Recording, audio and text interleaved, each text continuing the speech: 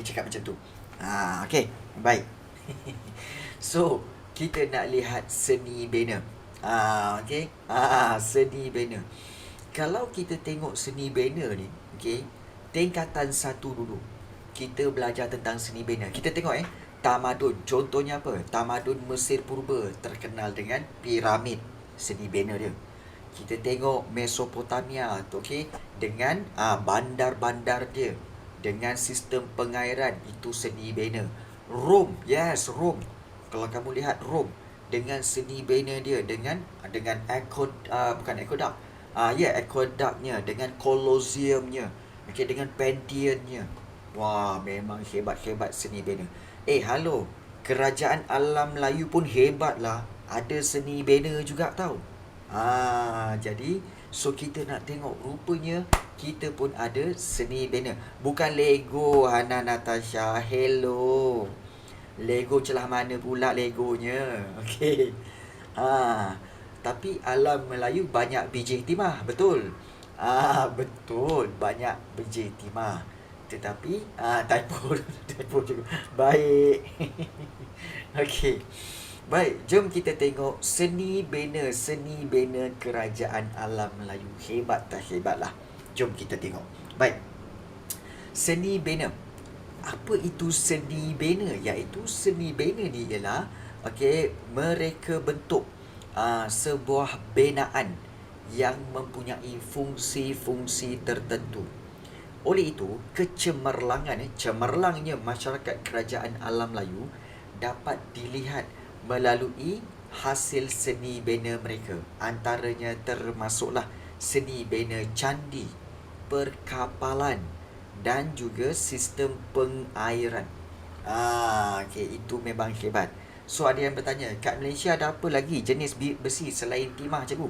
Okey, sebenarnya kita ada biji timah, kita ada bauksit, kita ada emas. Emas pun kita ada dan emas kita banyak. Dan juga kita ada emas, bauksit. Bukan boxing, bauksit. Hai. Ain Zulaikha ni risau. Okey, baik. Sebelum kita meneruskan tu, okey, cikgu terdengar laungan azan. So kita berhenti sekejap untuk menghormati azan. So 2 minit 2 minit. Okey. Okey, baik. So kita teruskan untuk pembelajaran kita pada hari ini, iaitu berkaitan dengan so kena tanam biji timah untuk dapat timah ke? Wahai para pelajarku, biji timah bukan buah. Biji timah tu adalah sejenis galian logam. Galian yang ada dalam tanah. Untuk dikorek dan juga dikeluarkan. Dia bukan buah-buahan, walaupun dia nama dia biji timah. Wahai timah, kan? Okey, baik. Tapi tak apa, ramai pelajar yang tak tahu, jadi kita cakaplah, cikgu cakaplah, sebenarnya biji timah ialah sejenis logam, okey, yang boleh ditemui di dalam tanah, okey, dan digunakan untuk membuat aluminium, barang-barang tembaga dan sebagainya. Masih ada harga lagi. Ya, masih ada harga. Okey. Okey. Baik. Bolehkah kita tanam duit? Boleh. Nanti kau tanam duit tu nanti kau bagi tahu cikgu kat mana kau tanam ya. Takut kau lupa. Okey, baik. Seterusnya. Okey, baik. Kemudian kita lihat tentang seni bina. Iaitu kerajaan Funan. So kita lihat di sini tentang kerajaan Funan. Masyarakat kerajaan Funan mampu membina kapal besar yang boleh memuatkan sehingga 700 orang, sehingga 1,000 tan kargo barangan. Maknanya macam seolah-olah kapal yang ada pada zaman sekarang. Maknanya memang diorang boleh buat kapal-kapal yang besar. Dan mereka juga terkenal dengan perahu panjang yang boleh membawa 100 orang penumpang. Ini di mana, cikgu? Ini di Funan. Kemudian sistem pengairan yang dibina untuk mengawal limpahan air dan mengalirkan air masin keluar daripada tanah pertanian juga diwujudkan oleh Funan. Kalau kamu fikir, Macam mana dia nak buat ni ya? Bukan hasil. Okey.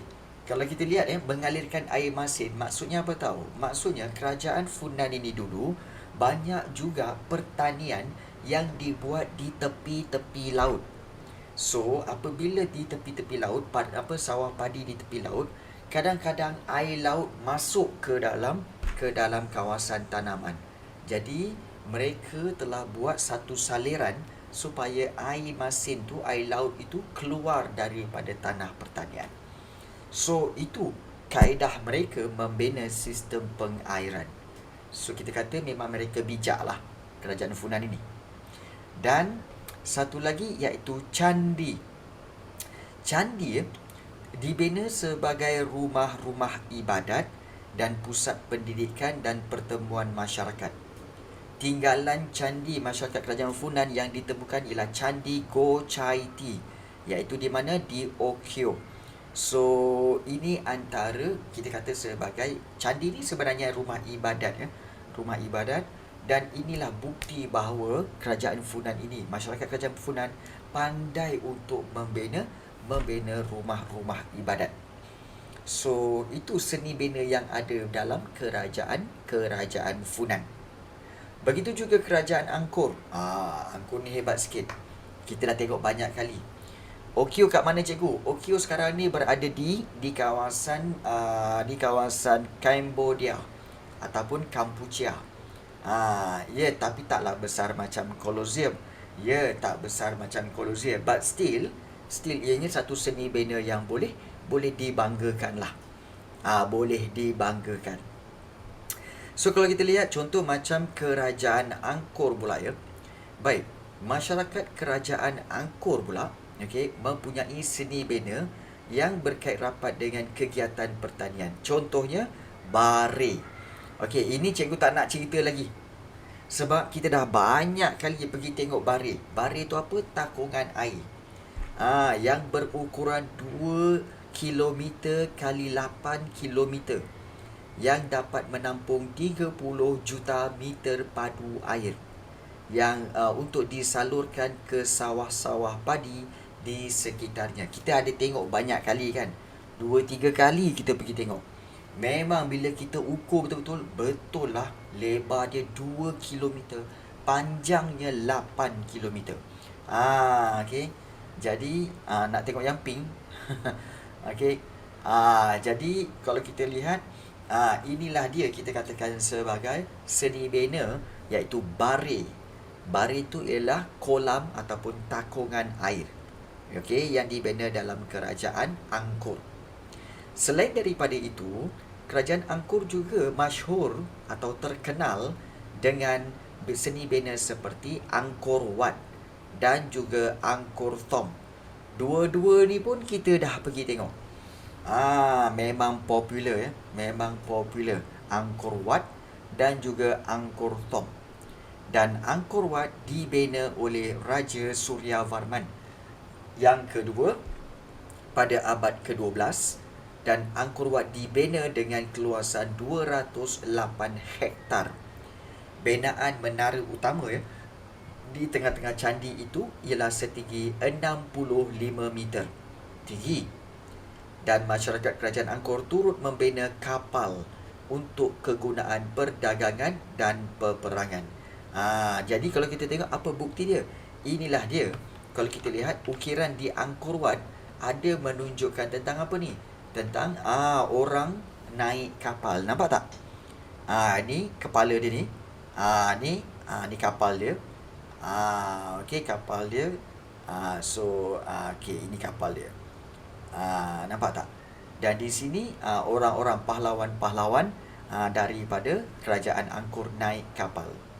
So mereka memang mahir dalam kita kata membina kapal. Dan juga kalau kita lihat betul-betul hebat dia orang ni sebab dia orang ni boleh ukir di batu. Kamu tengok ukir di batu ya, dengan kalau katakan lembing tu panjang-panjang, kemudian bentuk orang, kemudian juga bentuk kapal, detail, sangat detail. Kamu tengok dia lukis orang sedang berperang. So di sini kita lihat bahawa mereka ini sangat-sangat berkemahiran. Sangat-sangat berkemahiran ya. Dan inilah dia. Angkor Wat. Okey, dari pandangan sisi, maknanya daripada pandangan hadapan, inilah dia Angkor Wat. Dan menara yang tinggi tu, inilah dia. Menara yang tinggi. Okey, di tengah-tengah candi tu setinggi 65 meter. Candi Angkor Wat. Dan ini pun kita dah banyak kali tengok. Okey, jadi kesimpulannya memang kerajaan alam Melayu ni memang hebat lah. Memang hebat dalam ukiran, dalam seni bina, kemudian boleh buat kolam, barik dan juga membina kapal. Jadi, okey, kita patut berbangga dengan apa? Dengan perkembangan kerajaan alam Melayu dulu. Inilah tinggalan binaan di tapak Candi Go Chai Ti di Okyo. Dan kalau kita lihat Kerajaan Champa. Okey. Kerajaan Champa pula, seni bina masyarakat Kerajaan Champa dapat dilihat melalui binaan candinya. Ini candi. Candi Mison. Okey, cikgu try cari tapi tak jumpa. Okey, mungkin tempat ini kawasan larangan. Dan antara candi Kerajaan Champa yang masyhur termasuklah kompleks candi di Lembah Mison, Dong Duong dan juga Ponagar. Okey, Ponagar tu ada, nanti kita tengok. Okey, nanti kita tengok. Dan satu lagi yang paling penting iaitu inilah maklumat tentang, tahukah anda bahawa Candi Borobudur merupakan Candi Borobudur Borobudur merupakan candi bagi penganut agama Buddha yang terletak di Magelang, Jawa Tengah, Indonesia, dan ini adalah candi Buddha yang terbesar di dunia. Candi Buddha yang terbesar di dunia dibina pada abad ke-9 semasa pemerintahan kerajaan Sailendra.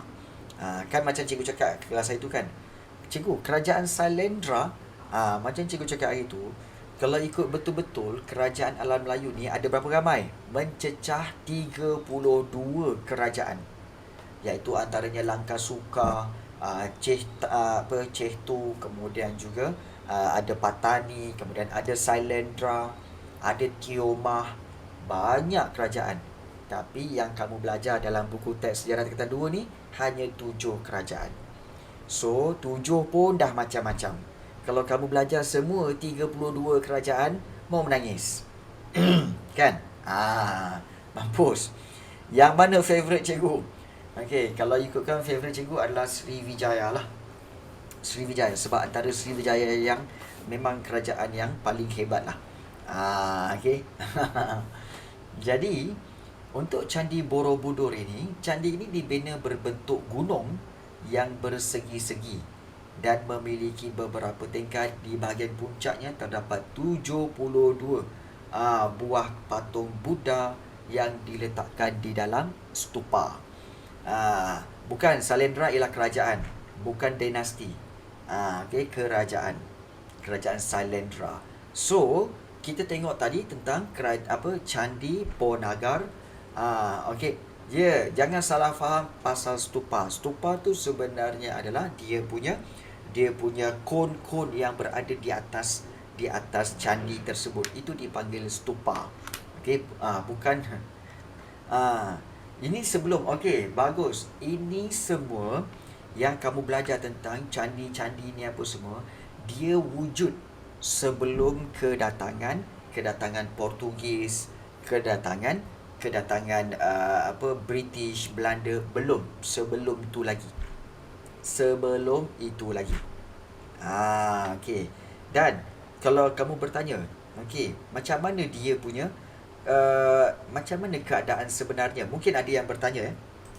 Baik. Keadaan sebenarnya begini. Okey, mungkin kamu tak ingat tentang time frame. Okey, cikgu tunjuk kamu tentang time frame. Okey, baik. Time frame paling penting iaitu jarak masa. Sekarang ni, okey, kita berada pada tahun berapa? Tahun 2000, tahun 2022. Okey, tahun 2022. Katakan kita kat sini. Tahun 2022. Kemudian, kamu lahir tahun bila? Tahun 2000 berapa? Kamu lahir? 2008. Ya, 2008. Maknanya 2008 dulu.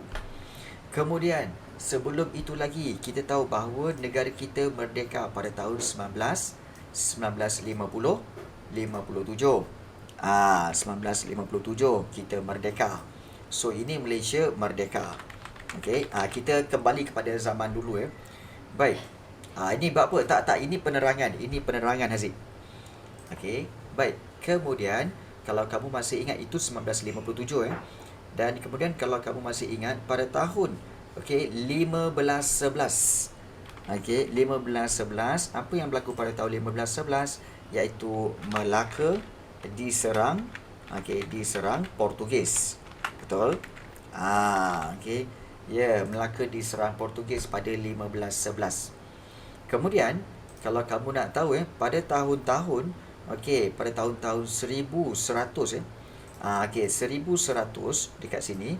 Tahun-tahun 1100 sebenarnya pada waktu inilah Eropah mengalami zaman kegelapan. Dark Age. Kegelapan. Ya, betul. Kemudian kalau kita awalkan lagi pada tahun 600 pada tahun 570. 570. Apa yang kamu kena tahu iaitu Nabi Muhammad lahir. Nabi Muhammad lahir pada tahun Nabi Muhammad lahir pada tahun 570 Masihi. Nabi Muhammad lahir. Kemudian kalau kamu tengok lagi awal lagi pada abad pertama Masihi. Pada 1 Masihi ya. Thank you, Sam. Bismillahirrahmanirrahim. Pada 1 Masihi, pada waktu inilah kita tahu bahawa Nabi Isa lahir. Nabi Isa lahir. Baik. So kalau kamu tanya iaitu di manakah bermulanya zaman-zaman kerajaan alam Melayu ni, cikgu? Perasan tak kita belajar? Zaman kerajaan alam Melayu bermula daripada abad pertama. Abad pertama Funan. Abad ke-7 iaitu ada Angkor, ada Sriwijaya, betul? Ada Champa, Dan juga kita belajar pada abad ke-9 ada Kedah Tua. Kemudian pada abad ke-13 Majapahit. Sebenarnya waktu itu bila, cikgu? Itu adalah zaman-zaman yang berlangsung daripada yang ini sampailah yang sampai ke sini.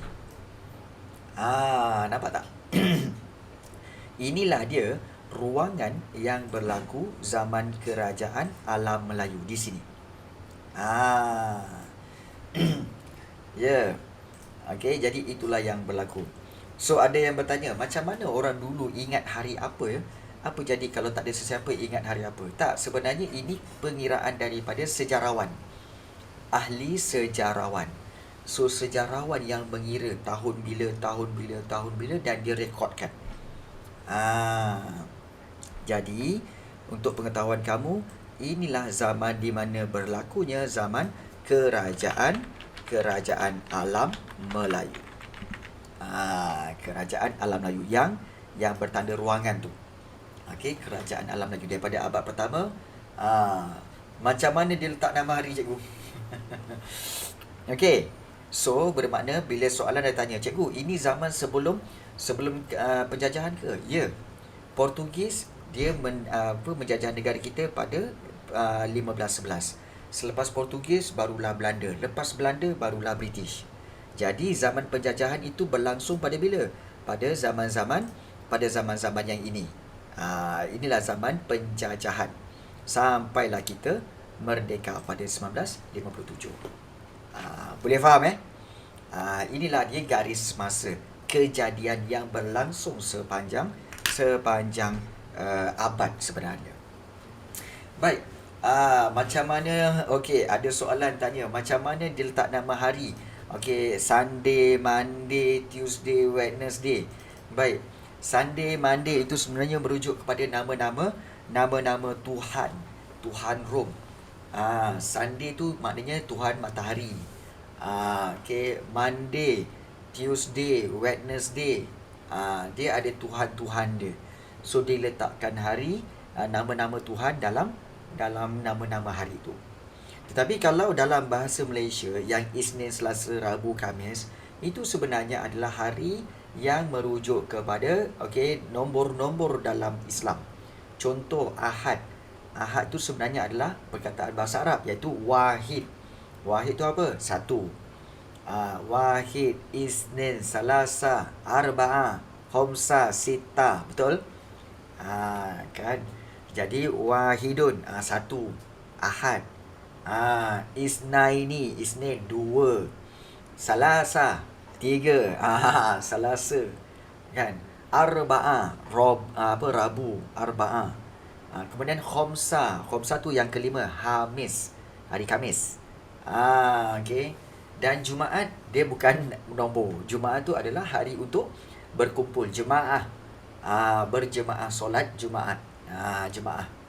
Sabtu, okay. Sab'atun, hari yang keberapa? Hari yang ke-6, Sab'atun.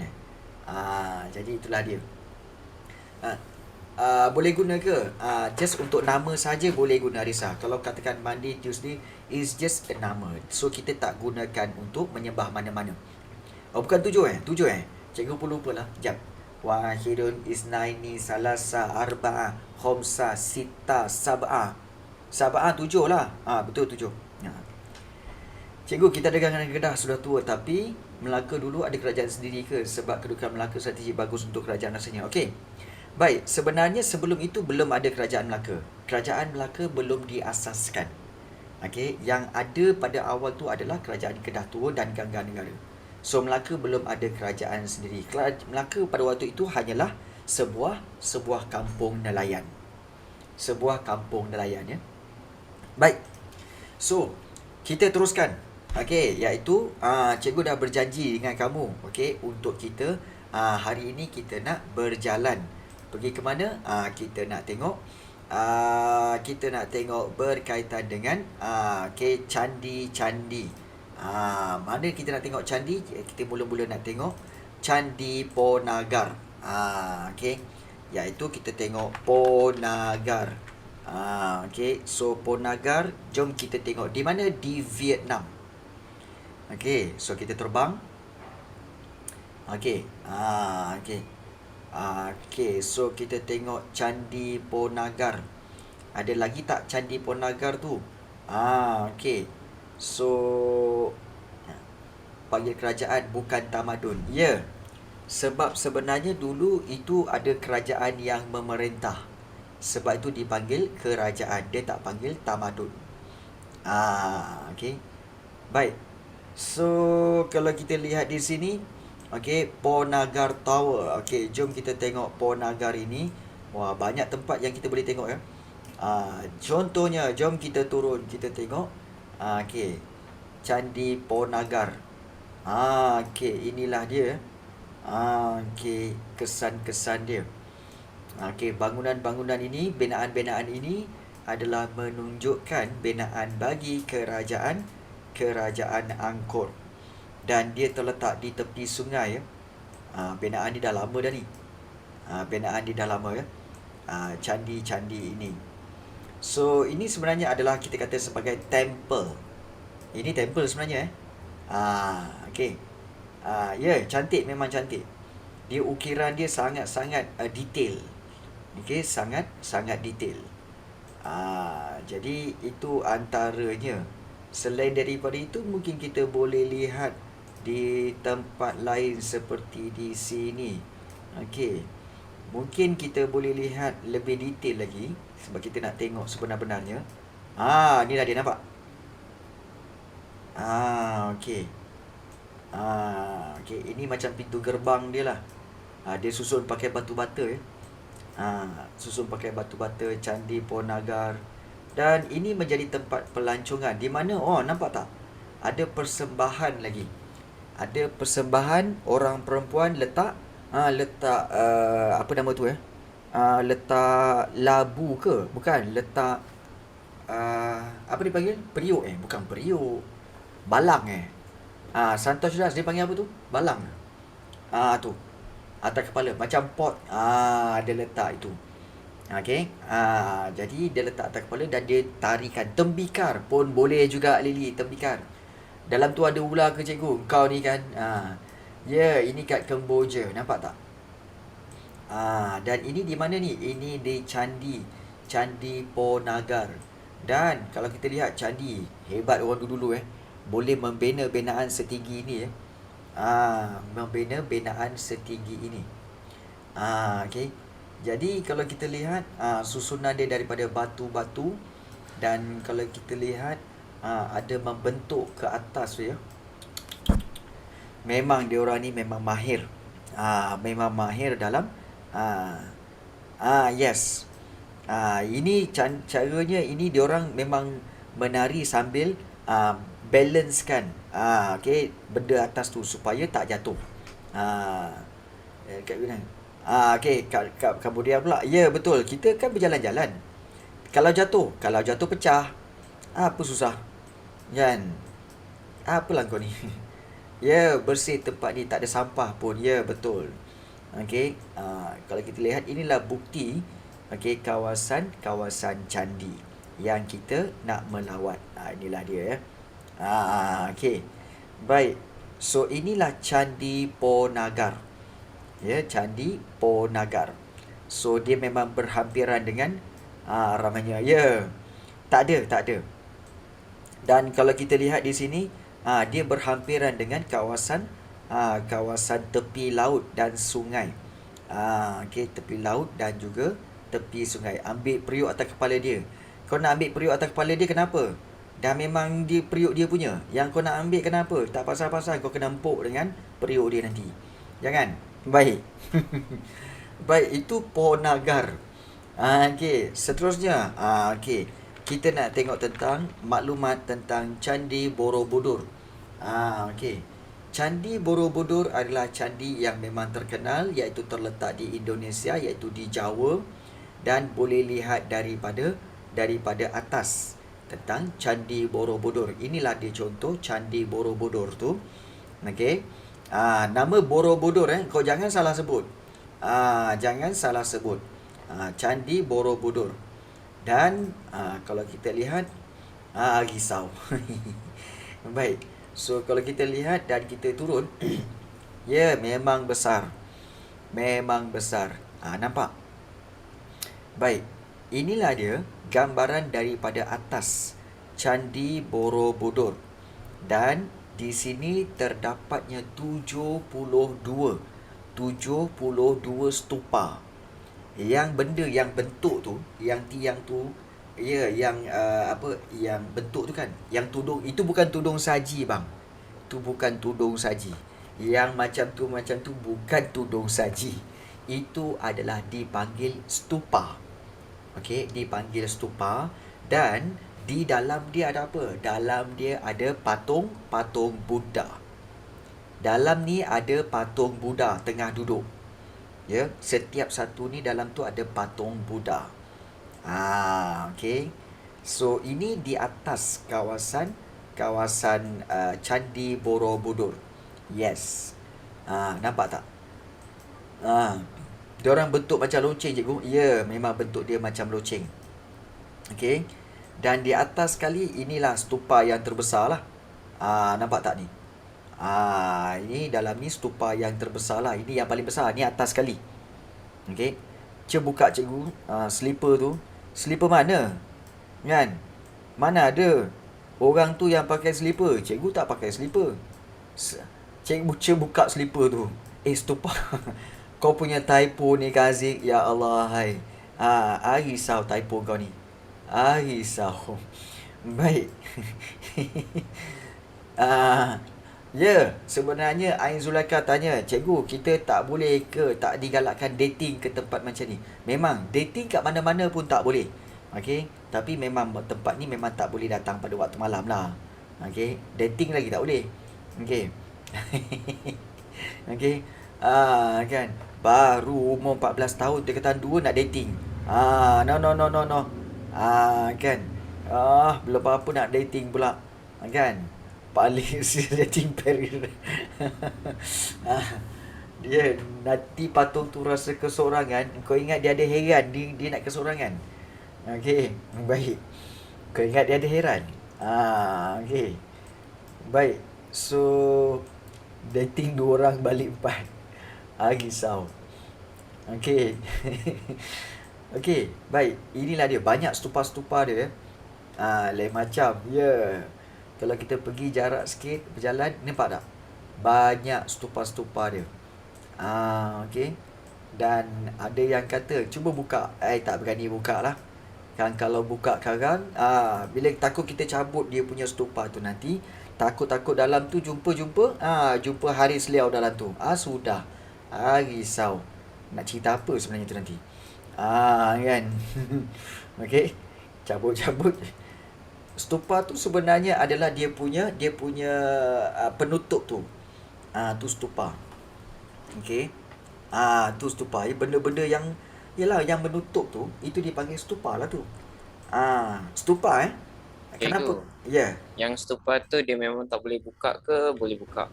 Dia tak boleh buka. Dia memang Ah, stick ah, to each other lah. Dia memang stick to each other. Tetapi cikgu pernah terjumpa kat sini masa meraya-raya hari tu, ada nampak satu stupa yang dah hancur. Dan di situ nampaklah ada patung Buddha sebenarnya. Ya, ada hari tu. So, ni dia. Ni kau nampak ni. Yang dah pecah ni. Mana pula perginya ni? Ni dia. Nampak tak? Ni dia. Nampak tak? Inilah dia. Sebab dia punya okey dah pecah. Nampak tak? Dilarang memanjat. So, bila dia banner stupa tu, kat dalam tu ada apa? Ada patung Buddha. Okey. Okey. Okey, Surya. Okey. So, sebenarnya yang pecah ni sebenarnya bukanlah dipecahkan oleh sesiapa, tetapi semasa proses menemui cadi ni, okey, memang dah ada yang runtuh. Okey. Okey, memang ada yang dah runtuh. So sebab itulah dia terkeluarlah patung Buddha ni sebenarnya. Tak ada, tak ada. Tak ada emas, tak ada emas. So inilah dia. Ah Menang ada. Okey, baik Ain. Okey. So inilah dia pemandangan daripada Candi Borobudur. Dan kalau ada yang bertanya apa yang di dalam stupa ni, okey, dalam tu adalah patung Buddha yang ini. Memang ada patung Buddha. Kan dia sekarang cakap dilarang memanjat, yang kau nak panjat juga kenapa? Inilah manusia. Kan? Di mana kita dilarang, di situ dia buat. Contoh kat Malaysia ni, dilarang buang sampah kat sini. Kat sinilah yang banyak sampah. Betul tak? Dilarang buang sampah di sini. Di sinilah yang banyak sampah. Hai. Okey. Jadi, Cikgu. ya. Uh, cikgu tadi kata ada berapa stupa? 172, right? Ya, 72 I think. 72. Okay, Ah, so ah. all of 72 of it are those Buddha gods or Ya, semua Buddha. semua Semua the Buddha gods gods. are? Semua ada Okay. Buddha gods. Dia tak ada lagi patung Pravin ke, tak ada. Belum ada lagi. Kalau ada, risau. Risau. Okey, baik. Sejarah from. Oh, ya ke? Sejarah. I see. Makcik tu tengok kita. Macam mana dapat buku saya? Okey. Baik. So, inilah dia. Candi Borobudur. Okey. Yang refer kepada kita kata sebagai patung ataupun candi Buddha. So, kita dah lihat tentang kesenian. Seni bena yang ada di kerajaan alam Melayu. So, hebat kan? Okey. Cikgu macam mana dia orang bersembah, berikutlah cikgu. Okey. Apa soalan kau ni, Ain? Tak faham cikgu. Risau. Okey, baik. So kita telah lihat tentang dua candi, iaitu Candi Borobudur, bagi pengaruh Buddha, dan juga kita telah lihat tentang Candi Ponagar. Tadi kita dah tengok. Baik. Kemudian kerajaan Sriwijaya. Ini kehebatan kerajaan Sriwijaya. Nak cerita kerajaan Sriwijaya ni. Ayuh kita tengok. Okey. Sebelum itu, okey. Agak lag sikit kat sini ya. Satu-satu tu sebenarnya. Baik. Soalan tu payah nak jawab tu sebenarnya. Payah nak jawab tu. So, kita tanya, boleh tak kita tanya kepada rakan kita? Okey. Baik, kita nak tanya rakan kita. Sebelum itu cikgu kena off record lah Off record. Bagaimana kamu ada banyak Tuhan dan kamu boleh sembah semuanya? Agak terkejut juga. Hari ni agak terkejut juga. Kerana apa? Kerana hari ni pejam celik. Suddenly kita ada 51 orang. Itu yang ketua kelas kita tadi tulis. Cikgu, suddenly ramai. Suddenly ramai. Okey. So kepada para pelajar baru, okey. Dia tak ada ke? Adalah dia. Dia yang report tadi. Okey. Dia yang report tadi. Ramai. Okey. Baik, kepada para pelajar yang baru masuk, okey. Selamat datang ke dalam kelas sejarah tingkatan 2 Cikgu Rafi. So kalau ada sebarang soalan boleh bertanya dalam Zoom chat. Okey. Okey. Tu ada je. Okey, kita masih lagi daripada bab yang ketiga dan kita menggunakan buku teks. Okey. Oh ya ke? Jarang tak ada. Ya, okey. Kita lihat, okey, kerajaan Sriwijaya. Okey, masyarakat kerajaan Sriwijaya pula turut membina candi. Antara candi yang masyhur termasuklah Candi Muara Takus dan juga Candi Muara Jambi yang ada di Sumatera. Dan ibu kota Sriwijaya menjadi pusat binaan kapal. Ibu kota Sriwijaya kat mana? Iaitu Palembang. Palembang adalah pusat binaan kapal-kapal Melayu ataupun Kuala Lumpur yang besar. Boleh berlayar hingga pelabuhan Tonkin dan juga Tenggara Cina. Okey, ini gambaran ukiran tugu di Bukit Siguntang. Kalau kamu tengok ukiran tugu di Bukit Siguntang ini, okey, menggambarkan Palembang. Ya. Okey, nampak tak ni? Kapal-kapal besar. Ni kapal-kapal besar yang dimiliki oleh kerajaan Sriwijaya. Ya, Sriwijaya. Menunjukkan bahawa kerajaan Sriwijaya dulu, rakyat dia memang mahir dalam membina kapal-kapal. 80.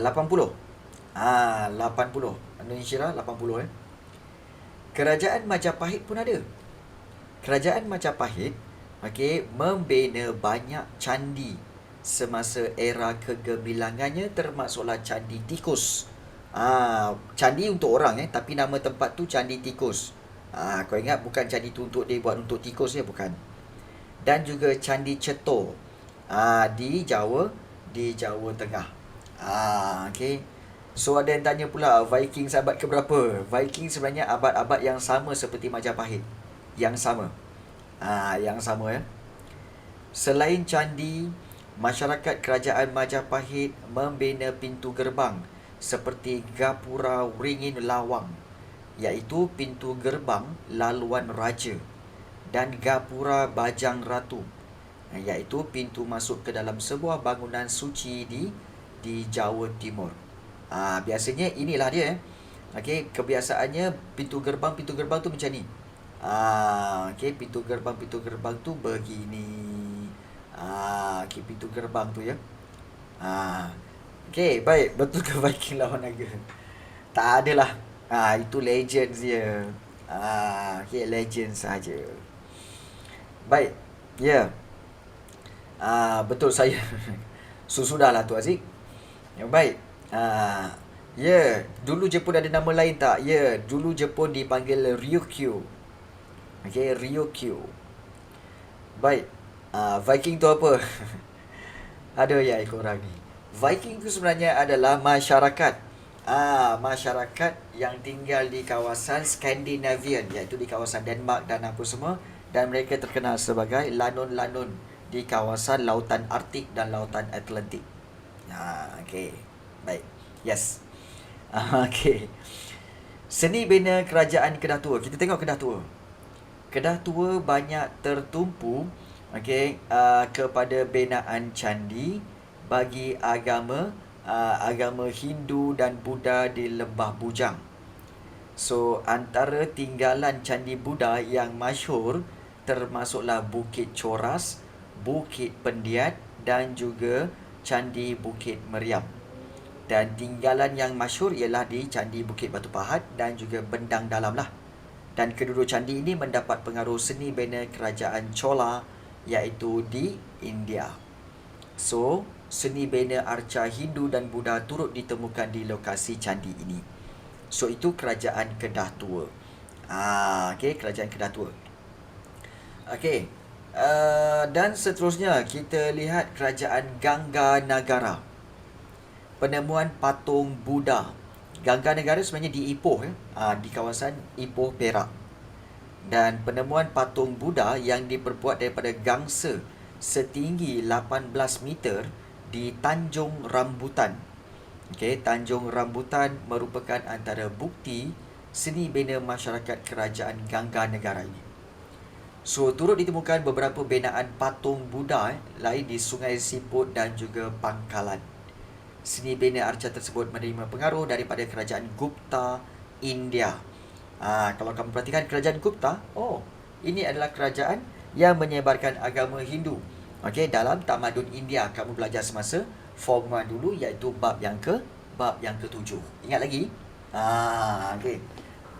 Yes. So, kerajaan Gupta. Jadi itu okey, yang kita lihat tentang kerajaan-kerajaan ini. Baik, yang tertariknya kat sini, okey, yang tertarik kat sini iaitu berkaitan dengan kerajaan Sriwijaya ni tahu. Kerana kerajaan Sriwijaya ini dikatakan mampu membina kapal-kapal laut yang hebat-hebat. Tetapi sebenarnya ada satu lagi kerajaan yang mana mereka mampu untuk membina kapal yang lebih hebat dan lebih besar. Yang lebih hebat, yang lebih besar iaitu kerajaan apa tu cikgu? Iaitu kerajaan Melayu Melaka. Dan kalau kamu nak tahu, kerajaan Melayu Melaka pandai membina kapal yang lebih besar dan rupa dia seperti ini. Korang tengok ni. Okey, ini adalah kapal Laksmana Hang Tuah. Kapal ni dulunya adalah kapal milik Sultan. Kapal milik Sultan ni dulu kapal milik Sultan. Kemudian Sultan telah menghadiahkan kapal ini yang dipanggil Mendam Berahi. Kapal ini dikurniakan kepada Laksmana Hang Tuah. Tak ada dah. Tak ada. Dan kalau kamu perhatikan berapa besar kapal ni cikgu, cuba korang tengok betul-betul. Okey, dalam kapal tu nampak tak ada binatang? Nampak tak ada binatang ni? Iaitu nampak tak ada gajah kat sini? Ada gajah kat sini. Maknanya kapal ni besar gila sampai boleh bawa gajah. Dan still ada ruangan lagi. Ada ruangan lagi ini kapal Mendam Berahi, di mana setiap ruangan ini kenapa nak bawa gajah? Kalau kapal ini pergi ke mana-mana bawa Sultan akan naik gajah dan berjalan, dan gajah itu sebagai pengangkutan. Orang zaman dulu naik gajah tahu. Jalan-jalan. Yes. Cikgu, Ya. tak takut ke nanti gajah gerak-gerak Orang masa layar? tak ada. Dan kamu gunalah kuda. Orang dulu memang diorang gunakan gajah, sebab gajah diorang pandai jinakkan gajah tau. Jinakkan gajah ni. Okey. Tak Ain Zulaikha, tak. Okey. Dan kalau kamu tengok di sebelah kiri ni, bukan kat Melaka tu, yang dekat Melaka tu kamu tengok yang kapal tu kan, replika kapal, itu bukan kapal orang Melayu tau. Itu kapal Portugis. Itu bukan kapal Melayu, itu kapal Portugis. Kecil je. Ini lagi besar. Kaki dulu kaki hilang ke cikgu? Tak adalah. Okey. Gajah dulu jinak pandai dijinakkan. Orang Melayu dulu pandai menjinakkan gajah. Dan kalau untuk pengetahuan kamu, kapal ni besar mana, daripada hujung sampai hujung ni ada 50 orang yang pegang pendayung sebelah kiri, dan sebelah kanan sana pun ada 50 orang pendayung. Maknanya kiri kanan tu ada berapa? Ada 100 orang yang sebagai pendayung. Bayangkanlah. Jadi kita nak cerita betapa besarnya kapal yang dimiliki oleh Laksmana Hang Tuah dulu. Ni kapal dia Mendam Berahi. Maknanya kerajaan alam Melayu memang hebat dalam membuat kapal. Kamu tahu tak? Kapal ni kalau lalu, kapal-kapal kecil kalau ada lanun-lanun, kapal besar ni memang langgar je. Langgar je kapal kecil tu. Dia langgar je kapal kecil tu. Kalau ada kapal-kapal lanun yang kecil-kecil ni, kapal Mendam Berahi tu langgar je. Memang mencicit lagi. Larilah diorang. Jadi betapa hebatnya, besarnya kapal tu ya. Tak ada. So itu kelebihan kapal-kapal orang-orang zaman dahulu lah. Kenapalah tak ada kereta? Tak ada kereta macam tu, kau nak buat apa kereta macam tu? Kalau trafik langgar, suka hati kau je. Baik. Baik. So kita telah lihat hari ini berkaitan dengan seni bena. So seni bena kerajaan alam Melayu seperti yang berada di Funan, kapal kargo. Ya, betul Razan. Kerajaan Funan, kerajaan Angkor dengan candi dan barinya. Kemudian kita telah lihat tentang kerajaan Champa yang ada candi. Begitu juga kerajaan Srivijaya yang ada candi dan juga ada kemahiran membina kapal. Kerajaan Majapahit ada kemahiran membina candi dan juga membina pintu gerbang. Serta kerajaan Kedah Tua yang ada kemahiran membina candi juga. Baik. Yang terakhir kita nak lihat iaitu struktur sosial kerajaan alam Melayu. Hari ini kita nak tengok yang terakhir, yang ini struktur sosial alam Melayu. Struktur sosial ni maknanya adalah struktur masyarakat kerajaan alam Melayu. So, masyarakat kerajaan alam Melayu ni terikat dengan struktur sosial yang hampir sama, iaitu terbahagi kepada dua. Iaitu kelas atasan dikenali sebagai golongan pemerintah dan kelas bawahan sebagai golongan yang diperintah. So kita tengok di sini ya. Nampak tak? Golongan pemerintah dan golongan diperintah. Macam Mesir Purba dia lebih kurang sama. Kalau kita ingat balik, iyalah, dulu time kita belajar tamadun Mesir Purba macam tu juga. Kemudian kita tengok tamadun Mesir Purba, Mesopotamia, Indus, semua bentuk macam ni. Memang bentuk macam ni. So kalau kamu tanya, kenapa dia mesti bentuk piramid macam ni? Kenapa sistem masyarakat mesti berbentuk piramid? Ini jawapan dia. Sebenarnya dia berbentuk piramid kerana mengikut bilangan. Bilangan golongan diraja tak ramai, betul tak? Raja seorang je. Betul. Sebab itu dia letakkan di atas sikit, sebab dia yang paling sedikit. Kemudian diikuti oleh kaum kerabat diraja. Permaisuri dan apa semua, dan bilangan dia pun tak ramai. Kemudian di bawah dia golongan bangsawan yang akan membantu raja dalam sistem pentadbiran kerajaan. Yang terdiri daripada pembesar, ilmuwan, golongan agama, pujangga dan juga pendeta istana. Diorang ni pun, of course, bangsawan ni lebih ramai daripada golongan diraja, tapi tak seramai rakyat merdeka. Rakyat merdeka lagi ramai. Sebab itu dia bentuk dia makin membesar. Nampak tak? Makin membesar bentuk piramid dia. Nampak tak? Maknanya daripada bilangan yang paling sedikit sehingga bilangan yang paling besar, paling ramai.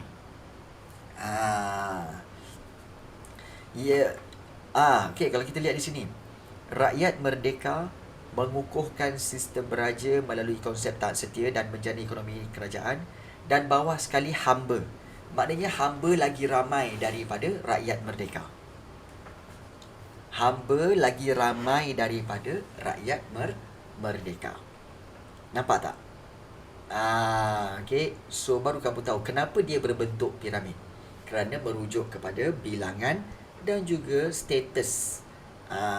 Status ketinggian, iaitu yang tertinggi golongan diraja, kemudian bangsawan, kemudian rakyat merdeka, dan juga bawah sekali ialah hamba. So kalau katakan golongan diraja dan bangsawan, itu adalah golongan pemerintah. Manakala rakyat merdeka, golongan diperintah. Hamba pun golongan yang diperintah. Itulah dia. Okay. So inilah dia dipanggil struktur sosial. Okay, struktur sosial. Samalah juga macam macam di rumah kamu. Cuba tengok di rumah kamu balik. Okay, contoh di rumah kamu kan, kamu ada siapa? Okay, yang atas ada ayah ataupun bapa. Okay, atau bapa. Kemudian ayah dan bapa sebenarnya dia memang pemimpin raja, tapi di bawah tu ada ibu. Top kan? Okay, baik. Dia punya tu macam ni tau sebenarnya. Dia begini dan ayah akan dibantu oleh ibu macam tu. Okay. Kemudian di bawah ini adalah anak-anak. Maknanya katakan di sini anak yang pertama, kemudian juga anak yang kedua. Ya, anak kedua dan juga anak yang ketiga. Macam tu. Okay. Kita belum merdeka lagi. Kenapa pula belum merdeka? Sebab korang masih lagi di bawah tanggungan ibu dan ayah kamu. Di bawah tanggungan ibu dan ayah kamu. Jadi kalau kita kategorikan kalau kita kan bentuk piramid ataupun bentuk segitiga macam ni kan, macam ni kan, dia begitulah. Nampak tak? Dia gitu. Okey, gitu.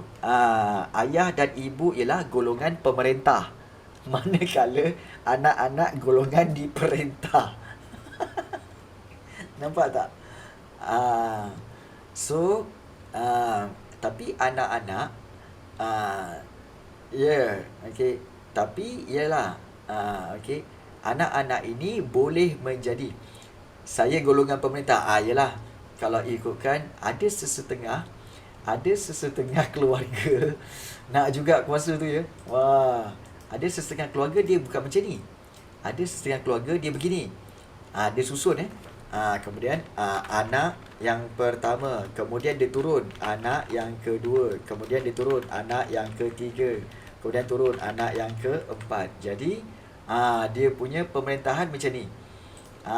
Dia turun ke bawah. Anak pertama memerintah anak kedua memerintah anak ketiga, yang paling kesian anak keempat. Maksudnya anak keempat yang humble lah. Yeah. Okay.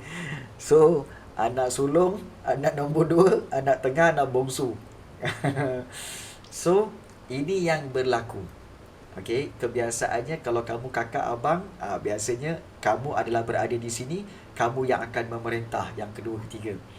But then the problem is, ni nak cerita sebenarnya. The problem is, golongan pemerintah di atas ini selalunya akan cuba menyelamatkan yang di bawah ini. So yang ini akan cuba menyelamatkan yang di bawah itu. Jadi menyebabkan anak satu juga akan kena smash dengan golongan pemerintah. Begitu juga anak kedua akan kena smash. Okay. Ya, selalu kena. Yang ini kena sikit, yang ini kena sikit. But then yang kena paling banyak anak yang pertama. Siapa setuju? Setuju. Setuju. Ya. Selalunya anak satulah yang selalunya akan menjadi orang yang paling bersalah di sini. Okey, cikgu anak yang ke berapa? Untuk pengetahuan kamu, cikgu anak yang sulung. Sebab tu cikgu tahu. Cikgu anak yang setulur. Oh, tak setuju kenapa tak setuju? Saya yang paling kecil paling kena marah. Oh, ya ke? Okey. Bagi tip. Bagi tip. Dia bagi tip sebenarnya macam ni. Bagaimana untuk menghadapi perkara-perkara seperti itu, cikgu? Oh, senang saja. Sebenarnya begini. Kalau korang nak settlekan benda ni, sebenarnya senang je. Okey, iaitu apa tahu? Iaitu korang kena bersatu. Korang kena bersatu. Okey, kena bersatu. Supaya apa? Supaya kalau ada golongan pemerintah yang tiba-tiba datang golongan pemerintah nak sini, so yang ini, yang nombor 1 akan cover, yang nombor 2 akan cover, dan nombor 3 pun akan cover. So dia akan membentuk satu shield kat sini. So nombor 1, nombor 2, nombor 3, nombor 4 kena bersatu. Itu tips dia. Maknanya kena bekerja sama. Itu tips dia. Boleh faham? Ini cerita pasal apa yang sebenarnya berlaku. Nampak tak? Okey. Baik. So itu korang jangan pula nanti kalau kat rumah korang cakap dengan mak ayah kamu, mak, ayah, tak bolehlah mak jadi ayah jadi golongan pemerintah, kami golongan diperintah. Jangan buat hal macam tu. Jangan buat macam tu. Okey, jangan persoalkan. Okey. Okey. Okey. Okey, baik. Adik saya kerja sekolah lagi. Okey. Tak dapat mak bapak sepak sampai mati. Nak hidup sejahtera, cikgu. Tak ada. Okey. Baik, sebenarnya hiduplah bekerja sama, mulakan kerja sama. Okey, dengan rakyat bawahan. Okey. Baik, di sini adalah berkaitan dengan kita tengok detail tentang golongan diraja ni semua ya. Jom kita tengok detail dia. Sebab tadi kita bincangkan tentang golongan pemerintah dan golongan diperintah di rumah kan. Anak first Ustaz. Anak yang tengah je elok selalunya. Tak juga kan. Jadi korang kena bersatu dengan semua golongan-golongan yang diperintah. Itu saja cara dia, solution dia. Kalau kamu tak bersatu, sampai bila-bila lah golongan pemerintah akan mendapat kuasa. Okey. Baik. Jom kita lihat. Okey, siapakah golongan diraja ini? Golongan diraja ni adalah status yang tertinggi, terdiri daripada raja dan kerabat diraja. Siapakah kerabat diraja? Permaisurinya, putera-puterinya. Putera adalah anak lelaki, puteri adalah anak perempuan raja. Adik-beradik raja, ibu bapa raja dan juga ahli keluarganya. Ini semua adalah golongan diraja. Ada pula yang tiba-tiba saya Captain America, adik Thanos, emak dan bapa Hulk. Okey. Tak pasal-pasal nanti Thanos Santosh tiba-tiba orang panggil mak kau hijau. Kan dah. Okey, baik. So jangan ya. Baik. Bangsawan. Bangsawan. Kita lihat. Baik, apa itu bangsawan? Dalam bahasa Inggeris, bangsawan dipanggil nobleman. Okey, nobleman ya. Dan bangsawan ini adalah mendukung sistem pentadbiran kerajaan. Dan bangsawan ini ialah siapa, cikgu? Iaitu pembesar-pembesar yang akan membantu raja. Ilmuwan-ilmuwan, maknanya golongan-golongan terpelajar. Golongan-golongan agama seperti golongan pendeta, dan mubaligh. Pujangga ini adalah orang yang selalu membacakan syair dan sajak untuk hiburan. Untuk hiburan diraja. Dan pendeta-pendeta istana, yang golongan agama lah. Kalau dalam anime bangsawan mesti jahat. Okey. Pujangga, macam cikgu cakap kan, pujangga tu adalah bertujuan untuk apa? Menyampaikan ucapan-ucapan yang indah-indah bagi hiburan golongan-golongan diraja. Jadi itu pujangga. Ya, pujangga. Baik. Kemudian rakyat merdeka.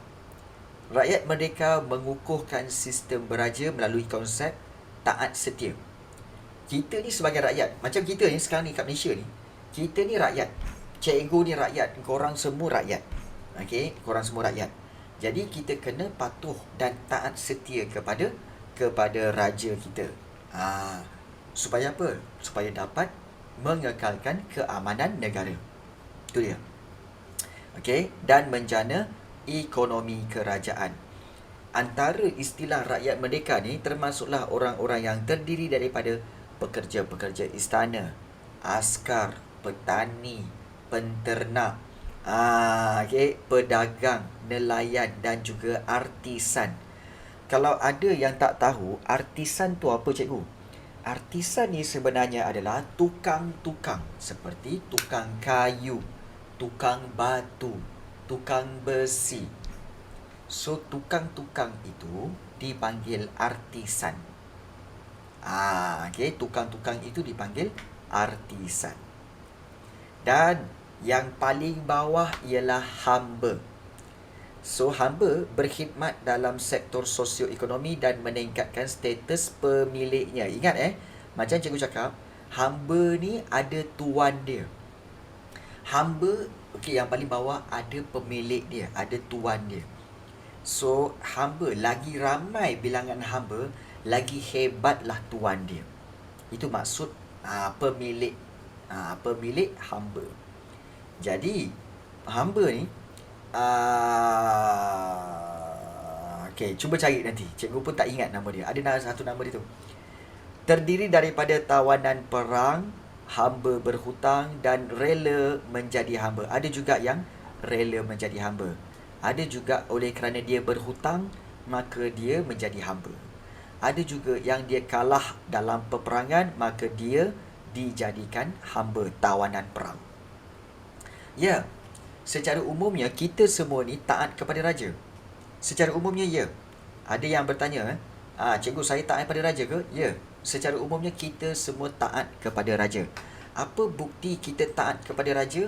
Iaitu apabila raja dan kerajaan melaksanakan undang-undang, kita ikut. Contohnya apa? Bila raja dan kerajaan menyatakan apa? Nak keluar kena ikut SOP, pakai face mask. Kemudian jaga jarak, kemudian juga scan MySejahtera. So itu undang-undang yang telah diluluskan oleh raja. So Tapi cikgu, kita mana taat undang-undang tu? Masih orang tak pakai mask, masih tak jarak sosial. Kita tak pakai mask dalam rumah. Kalau kat luar yang kita pakai mask. Kamu keluar rumah tak pakai mask ke?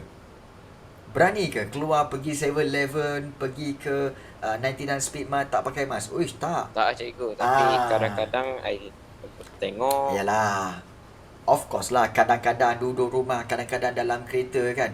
Dalam kereta dah lah keluar satu rumah semua nak keluar, semua pakai face mask. Lepas tu masuk dalam kereta, semua pakai face mask, borak-borak dalam face mask. Bukan ke korang semua satu rumah yang sama? So lebih baik buka aje kalau dalam kereta, kan? Tapi bila keluar daripada kereta, memang kena pakai face mask. Memang ada orang yang so jadi itu sebenarnya. Ada yang tak scan, dia tak taat ke? Ya, betul. Kalau tak amalkan SOP tu, bermakna kita cuba untuk menentang undang-undang. Bermakna kita tidak taat kepada kerajaan dan tak taat kepada raja. So, itu sebenarnya. Ingat undang-undang semua bukan kerajaan yang buat, tetapi atas kelulusan sultan atau raja. Malaysia still ada komunis ke? Tak ada. Malaysia tak ada komunis dah. Tak ada komunis. Baik. So, itu tanda kita taat setia kepada raja. Jadi, kalau kita lihat di sini, struktur sosial masyarakat Kerajaan Alam Melayu yang tersusun yang tersusun memperkukuhkan sistem politik dan kedudukan pemerintah. Kelas atasan memainkan peranan menjaga dan melindungi rakyatnya. Maknanya apa? Golongan raja dan bangsawan tu, diorang kena lindungi kita semua ni, rakyat. Dan kelas bawahan yang rakyat macam kita ni kena berikan taat setia kepada golongan pemerintah. Jadi, peranan kedua-dua golongan inilah yang mengukuhkan sistem masyarakat dan budaya dan menyumbang kepada kestabilan kerajaan. Jadi, Kesimpulannya, kepelbagaian sosio-budaya masyarakat kerajaan alam Melayu memperlihatkan kebijaksanaan manusia. Dan perkembangan inilah menunjukkan bahawa masyarakat kerajaan alam Melayu saling bekerjasama untuk mempertekadkan kehidupan mereka.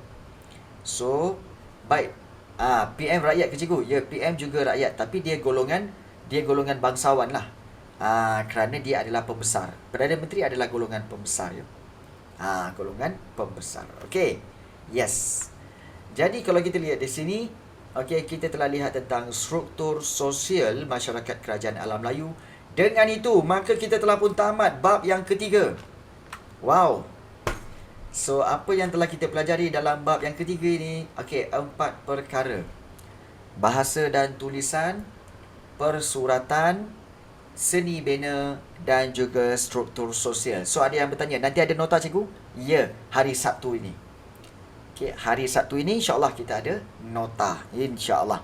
Okey, hari Sabtu ini ya. Okey.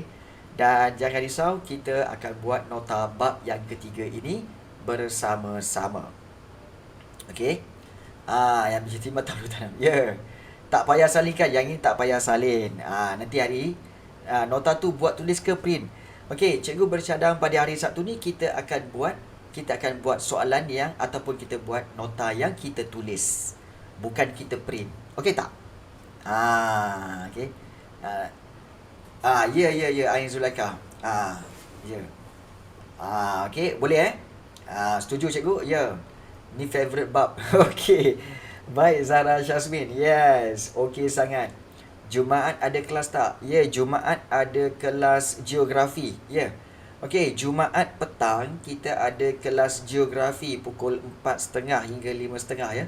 Kerana apa? Kerana menggantikan kelas pada hari Ahad hari itu yang mana cikgu terlibat dalam bengkel sejarah SPM. Okey. Jadi cikgu harap pada hari Jumaat ni kita ada kelas geografi pada pukul 4.30 hingga 5.30 untuk geografi tingkatan 2. Dan kemudian ada nota tulis ke? Ya, ada Lily. Ada.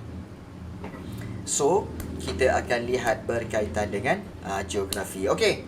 So, cikgu buka kepada sebarang soalan jika ingin bertanya. Baik. Okey.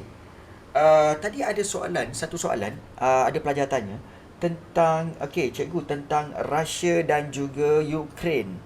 Okey. So, ada yang bertanya tentang Rusia dan juga Ukraine. Baik. Kalau untuk pengetahuan kamu, ya, Rusia dengan Ukraine yang sedang berperang ni ya. Yang sedang berperang Rusia dengan Ukraine. So, ya, macam cikgu cakap, okey, sebenarnya kita tak boleh salahkan Rusia. Kita tak boleh salahkan Ukraine. Okey. So, sebenarnya kesalahan itu sebenarnya terletak kepada kelemahan ataupun tiadanya nasionalisme, tiadanya semangat cintakan negara oleh orang-orang Ukraine. Okey. Okey. Jadi itu punca utama dia. Ya, boleh. Okey, boleh. Bersenyum itu Yahudi. Well, baik. Sebenarnya semuanya dalam permainan dia. So, kita perhatikan je lah. Kalau China dan Rusia tiada, then what is the biggest part of the world? Well, the biggest part of the world sebenarnya adalah Amerika lah. Okey, bukan Amerika, Kanada kalau tak salah cikgu. Kanada adalah negara ketiga terbesar dunia selepas Rusia dan juga China, is it? Okay, so itu antaranya. Sorry but people will start to lose respect. Yes. South Korea neutral ke? South Korea adalah dia menyokong Amerika. Cikgu, Ya. negara apa yang tak terlibat for this perang other than us lah? Other than? Selain daripada negara kita, negara apa yang tak terlibat dalam perang ni? Perang mana? Perang Rusia-Ukraine ni ke? Ya. Okey, banyak. Memang banyak. Memang banyak negara yang tidak terlibat. Apa dia? Sebenarnya, perang Rusia-Ukraine ni sebenarnya memang tidak melibatkan negara lain. Tetapi kesan dia akan dirasai seluruh dunia. Kerana apa? Kerana Rusia dan Ukraine adalah antara pembekal utama arang batu di seluruh dunia. Jadi mana-mana negara yang melakukan hubungan ekonomi dengan Ukraine dan juga Russia, kalau Ukraine dengan Russia terjejas, maka perdagangan pun akan terjejas. So negara-negara lain yang berdagang dengan Russia dengan Ukraine juga akan terjejas dari sudut ekonomi. Ekonomi okay. Kenapa orang suka support? Well, Rusia benua apa? Asia ke Europe? Dia sebahagian Rusia dan sebahagian Asia dan juga sebahagian Europe. Okay. Kalau terjejas sebab peperangan tu, ya kita boleh report. Kalau terjejas dengan peperangan tu, nak report kat mana? Balai Polis. Okay. Cikgu, kenapa kahwin kena ada kenduri? Kahwin kena ada kenduri untuk memaklumkan yang kamu dah kahwin. Apa dah soalan? Okay. Baik, cikgu, saya nak tanya apa yang terjadi dalam zaman kegelapan Eropah. Baik, semasa zaman kegelapan Eropah, okay, Eropah sebenarnya, okay, Eropah sebenarnya telah, okay, hilang dia punya power, iaitu Eropah pada waktu itu zaman gelap, mereka tidak ada kemajuan. Mereka semua mundur. Rakyat mereka hidup miskin. Mereka ada raja, tapi raja dan pembesar-pembesar, iaitu baron-baron dia menindas rakyat. So, itu adalah zaman kegelapan. Berapa lama? Almost 300 years. 300 tahun. Zaman kegelapan. Dan pada waktu itulah Viking juga bermaharaja lela dan Viking menjadi lanun menyerang negara-negara Europe pada waktu itu. Okay. Baik. So, itu berkaitan dengan tirani ke cikgu. Tirani adalah pemerintahan diktator. Lily, ada ke negara lain selain Russia yang half Asia, half Europe? Ya, ada, iaitu Turki. Negara Turki kecil, tetapi memang dia sebelah Rusia, sebelah Asia dan juga sebelah lagi adalah Europe. Yalah, compare dengan Malaysia of course lah besar, tapi taklah sebesar Rusia.